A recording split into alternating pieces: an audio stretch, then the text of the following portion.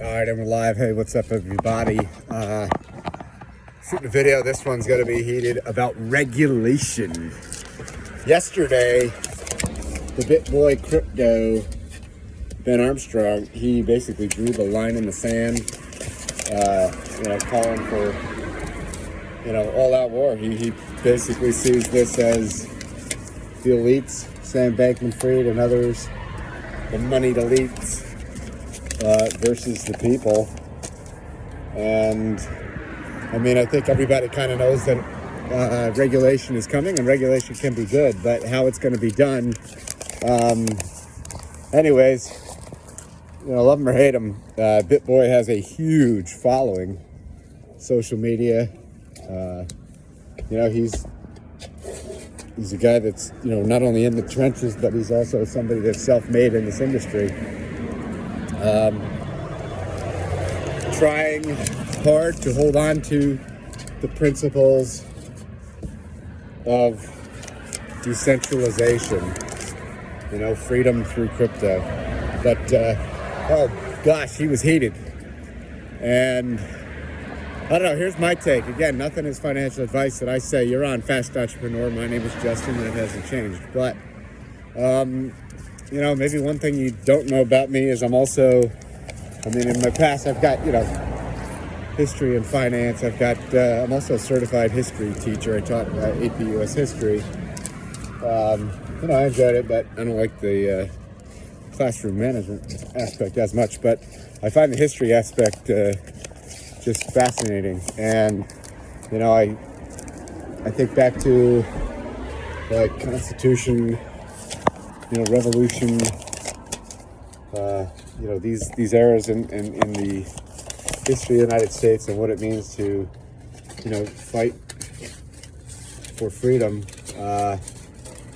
Do I think that the crypto industry is going to, or big enough to put up a stink enough to fight for decentralization? I don't know, guys. I love the ideals. I wish so. But, being practical, we live in a society where, we call it a democracy, but it's really whoever has the most money seems to push their views into legislation. And, it's one thing to be ideal, fight for things. I'm not saying to give up the fight, but what I recognize here is that the fight itself is somewhat set up and rigged. And I do think that there's going to be big interest. So, do I think that legislation can be overturned or changed, tweaked in the future? Yes. But sometimes that can be harder to actually do. A lot of countries look at the United States for leadership, and so depending on what we do, others may follow suit. So we'll have to wait and see.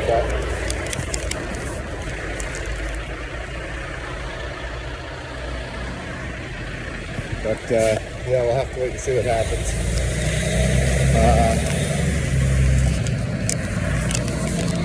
But my personal opinion is, I think there's a fine line between entrepreneurship, and keeping society in order. And we have a choice to make, because I can see how, technology is always like a double-edged sword, right? It can be used for great things, but it can also be used to cause great harm. And it's really up to us to shape that destiny. I think that too much regulation certainly can stymie creativity, can stymie growth, can stymie entrepreneurship, and too little, can cause harm in terms of, too much fraud and scams and, I would like to think that there's a middle ground, but my personal opinion, I guess I'm just not that hopeful. You know, I would like to see Bitboy continue on his journey, and hopefully they, you know, these meetings of the minds can create some sort of a compromise moving forward. But, you know, it's frightening, you know, when I think about how, just like in my own lifetime, how technologies such as like the internet have not only, you know, made people's lives better, but, you know, it's also made it possible for companies, big businesses, governments to track your every move. You know, you're stuck in this filter bubble of a world, and, you know, they know what you're doing, they know where you are, they know what you think. And, you know, we've seen cancel culture as a result. I mean, basically, like, you're not even able to feel free to say what you feel on certain venues or platforms. You know, and I can see the extension of how you can use or manipulate cryptocurrency, not even cryptocurrency, more blockchain, the technology itself, the ability to know and track and program money, how this could really be, it could really, you know, help make us as Americans and around the world redefine what it means to be humans, what it means, you know, what are fundamental human rights, what are freedoms, does privacy, does that even make sense? Does that term even, is that even relevant in today's techno-centered world?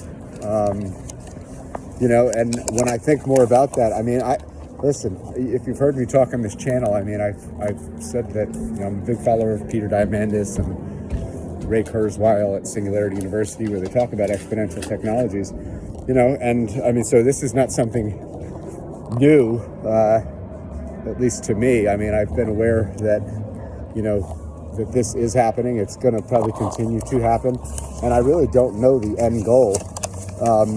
You know, I don't know what this looks like, you know, if we do as human beings move from pure biological beings to more of these either transhumanist or,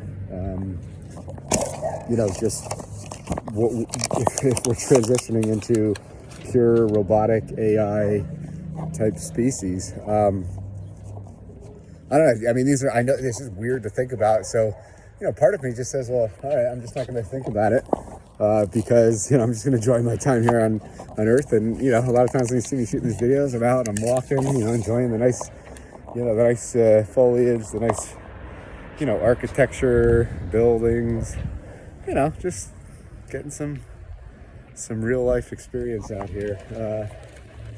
And I actually think that some of these buildings that I'm in front of are actually, this is the Raleigh Manor. I believe that there's a lot of history down here. If I come across any historical, you know, landmarks or you know, some of those placards, maybe I'll stop. But yeah, you know, I guess I personally think that there's a lot of big money, and if I look at the way the traditional system works, you know, it really, I mean, this is why Wall Street gets richer, and, you know, they basically, they're the ones that take on the risk, and we've seen this in our own lifetime, you know, too big to fail, and it's us and the government that bails them out. I don't see those rules changing, and I don't see, you know, people fighting. You know, I think that maybe either we just don't know, we're not aware, or it just doesn't hit us hard enough to want to make a change. And, you know, unfortunately, I mean, I've been in crypto for many years here, you know, and I love the whole cypherpunk, decentralization, DeFi. I love all the rhetoric, but, you know, when you see how big money comes in, I mean, it's like you got a bunch of little ants playing around, and then all of a sudden, you get, you know, you get like this giant tsunami that just washes them away. And this is kind of what's happening in crypto world. And, you know, so legislation has not been passed specifically in the United States. I mean, there's a lot of talk of who should regulate, you know, what should be considered property, what should be considered securities, what should be, you know, this or that. But you can go with this or you can go with that. You can go with this or you can go with that, right? That's kind of the, that's the line in the sand that we're at. But yeah, Bitboy was heated. I mean, he was going off calling Sam Bankman-Fried the devil. And, you know, he basically sees this Sam Bankman-Fried as a rich, powerful financier coming in to, you know, get richer. And, you know, I guess, you know, to me as an American, it is frustrating because I understand why some regulations are come about. You know, especially, I mean, we do have like laws that get accredited investors and things like this. You know, it's supposed to protect consumer, you know, the consumers. And also I can see this just on from society. I mean, if you end up having major things happen to the majority of your population, I mean, that can cause social unrest. But, you know, it does in some ways, it does seem unfair to some. And, you know, it seems unfair because you see opportunities in front of you that you would like to, but you're not able to take part in. You know, it seems to me like, I mean, I don't know why they couldn't have some sort of a compromise, like, you know, where instead of being an accredited investor, it's maybe you're, you know, able to invest like a percentage of your income or something like that, you know, into certain, you know, but as it stands now, there's like no exposure.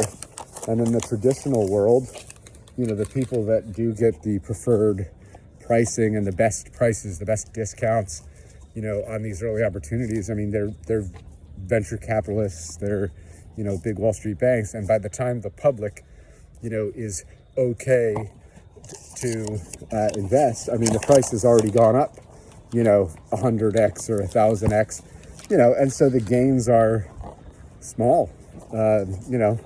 And I think, you know, a lot of people, I mean, I certainly love the technology, but, you know, the gains in crypto, there's not many places in time where, you know, 1000x on your money is possible. And that can literally be game changers and life-changing to people. And I don't know how long those opportunities are going to last. I mean, you know, you know, there's always opportunities somewhere, but the reality is, I mean, right now there's a lot, and we're still early, you know, in this transformation. You know, as time goes on and industries mature, you know, the ability to make, you know, life-changing gains, you know, usually diminishes. And, you know, most of the time, if you're not early, you know, it's like, I mean, the early bird gets the worm. Well, you know, if you're early, that's where you can make gains. You know, if you show up late to the party, you know, when the music is still going, but the lights are about to, you know, go down and the cleaning crews are about to come up and then the lights come back. I mean, you know, it's just, you know, it's not the same. And I think that is what Ben Armstrong of Bitboy Crypto is talking about. I think that's what he's frustrated about. You know, I really think that he wants people to have, you know, the ability and, you know, more specifically, you know, he's, I think, based in Atlanta, Georgia. You know, I don't think that this means that the rest of the world will follow suit in this, but I think that, you know, this could really shut out a lot of Americans and set back, you know, a whole industry for quite some time. And, you know, the reality is, if we really are, which I truly believe, I mean, everything is riffing at.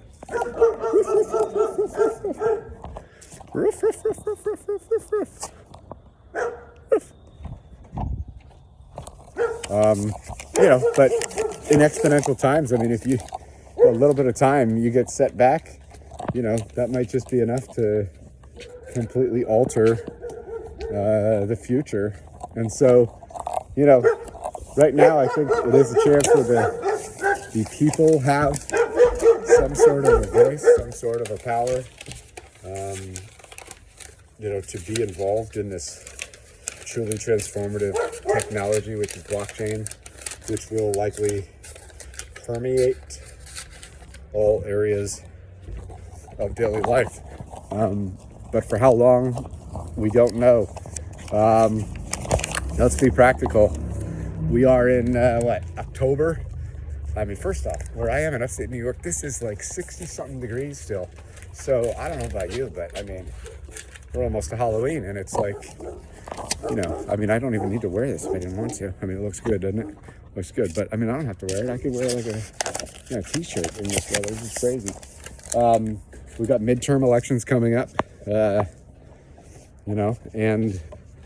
then Congress will, stop basically doing their job, and they go on, recess and take their time back in their districts and, with their families and blah, blah, blah.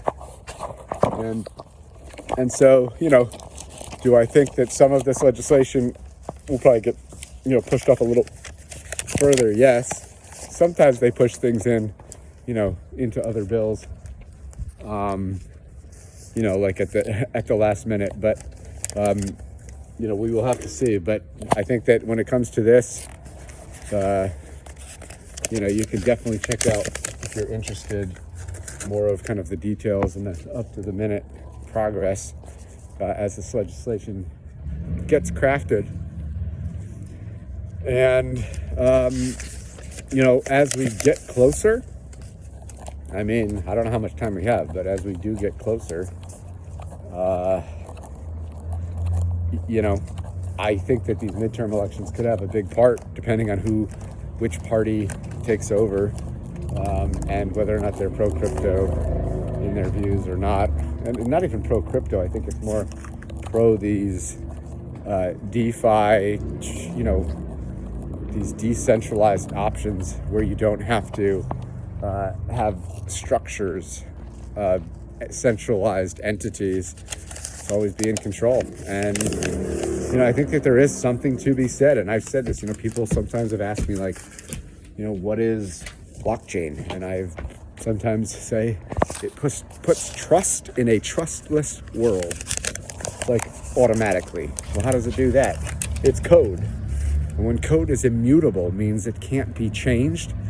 It's written, everybody can see it.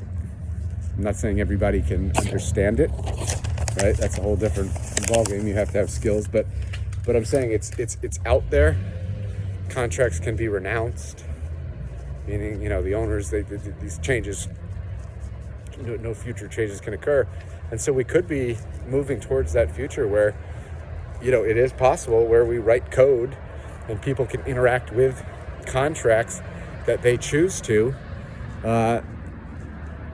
But I really think that the powers that be, Wall Street, centralized finance, the entities that make a ton of money, I don't know if if their interests are aligned where they're going to want to just roll over and die. So there's a lot of things that they may try and do to stop or to fight or to hinder. And we've already seen a few things, like with Tornado Cash or others, where people maybe weren't doing anything wrong, but people's, wallets end up getting blacklisted or whatnot. And so, the government basically, what I'm saying is, the government basically, or an entity or somebody can basically tell you, that you can't use or you can't receive or transact, but most that you can't take your funds out of the system.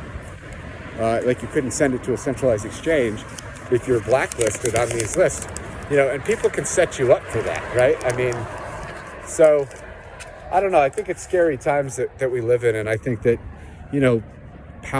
people in power always want to usually stay in power, and they'll do anything at all costs to not let that go. And so, here we are. We are in 2022. Here, I'll stop because that's a pretty cool bridge. We're in 2022. We got a river over there. I'm not going to walk over there, but 2022. And regulation is coming, folks. It's coming to the crypto world. It may be a fight, or it might just be same old, you know? And I think it's going to make some people mad, but what do you do? What do you do if it doesn't go your way? Well, you know, you either shut up, you put up, or you move, right? And so, you know, I think a lot of people, you know, you kind of weigh the pros and the cons, and you say, well, hey, I love America so much regardless, and I'm going to stay here, and, you know, that's what I'm going to do. Some people might say, nope, I want to move. I want to move to a place where I feel it's that important to me. You know, that this, maybe you move, or maybe you stay here, maybe you fight, maybe you try and enact change. You know, our country is built on compromise. I mean, if you look back at the early founders, I mean, you know, that was the name of the game, compromise. Nobody knew, you know, the end result, how it was all going to work out. Or if it was going to work out. But it was compromise. And, you know, if you look back at the early constitutional convention and debates, you know, there were many compromises. And, you know, sometimes they were messy, and just the mere definition of compromise usually means that, you know, both sides don't get what they want. But in a situation like this, you know, I don't know. Money has traded into our democracy. We've seen it. I've seen it my entire life. I think you've seen it. Sometimes it's makes your blood boil, but you know, sometimes it makes you as an individual person, kind of makes you feel helpless sometimes. Like, you know, well, I don't know what else I can do. And so you just kind of accept it. I don't know. But I figured I would shoot this video. I mean, the foliage is pretty cool down here, isn't it? There's the river back there. You know, just shoot this video and talk about this is real stuff. I mean, what are you going to do? What are you going to do? My guess is most people aren't going to do much. I mean, they might make a few phone calls, or, you know, to their congressman or woman. You know, they might try and be activists, but I don't know. It's just, the reality is, it just seems that nobody wants to stand up to truly fight, to discuss, to try and make, you know, lasting change.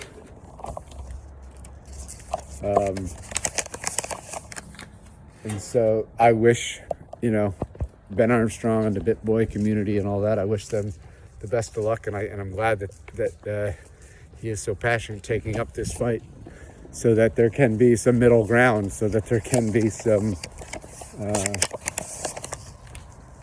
you know, meeting of the minds in the middle, and hopefully, you know, can keep America just moving forward, to keep America, you know, on the forefront, and to not be left behind.